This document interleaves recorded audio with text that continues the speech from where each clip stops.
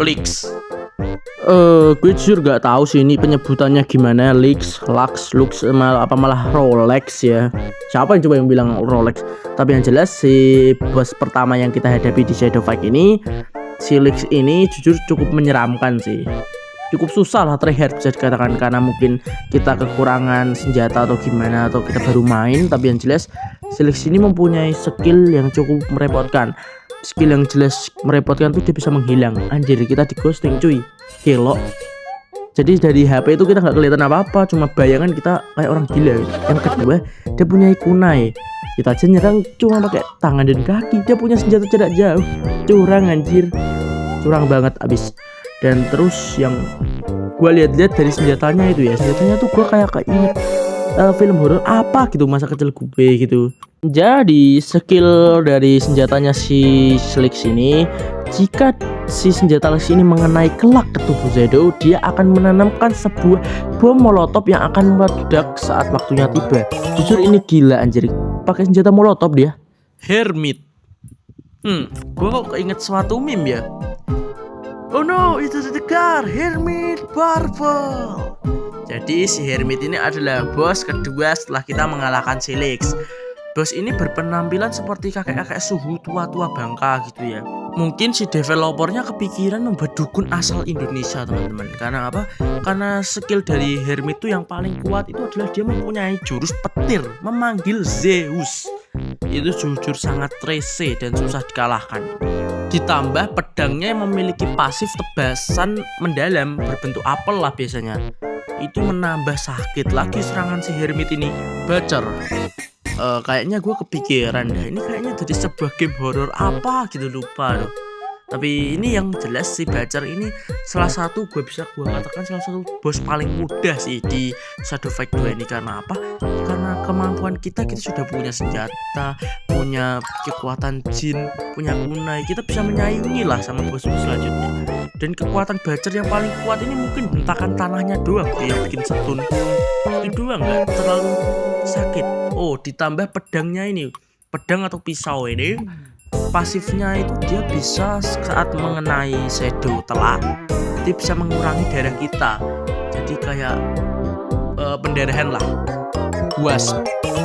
Ya sudah jelas lah ya, Wasp dalam bahasa Indonesianya itu tawon. Kalian tahu lah ya, tawon itu seberapa ngeselinnya lah. Nyentup gak mati, nyentup bawa kawan lagi anjing. Persis seperti Wasp di Shadow Fight 2 ini. Jadi si Wasp ini tuh kayak berpenampilan seperti cosplayer atau bajak laut. Kan ini kan mapnya aja kan di perompak-perompak gitu. Jelas nih terinspirasi dari bajak laut, tapi kalau gue lihat-lihat kok lebih mirip Avatar Aang yang itu ya, yang tanah, kekuatan tanah itu ya.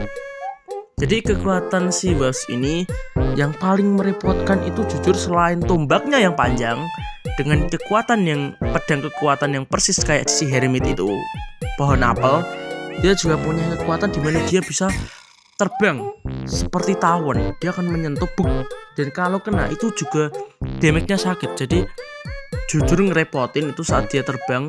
Tapi kita bisa hindari dengan kita spam aja bawah Widows. Kayak ibu-ibu penggoda ya anjing. Jadi si Widow ini kekuatannya 2 kipas. Ini jujur unik nih. Biasanya bos-bos sebelumnya itu pakai pedang atau benda-benda teruncing, ini pakai kipas anjing. Apa yang bisa diandalkan dari kipas? Aneh jujur ini Widows. Tapi gue suka sih penampilan dari si Widows ini. Jadi ini si Widows ini kayaknya terinspirasi dari budaya di Jepang, yaitu geisha. Biasanya geisha berpakaian seperti Widows ini. Ini biasanya mencorakkan estetika dan identitas dia serta kekejaman dia. Jadi kekuatan si Widows ini jelas yang paling merepotkan itu pertama, kekuatan es dia. Es itu merepotkan karena tempatnya dingin kan. Dia bisa mengendalikan kekuatan es dan kalau kena sih bisa hampir darahnya habis ini anjir. One hit itu kekuatannya.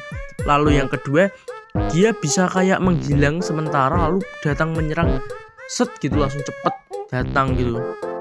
Jujur gue bingung itu counternya gimana ya. Bagi yang tahu mengcounter Widow saat menghilang kayak gitu, boleh kasih tahu dong. Shogun.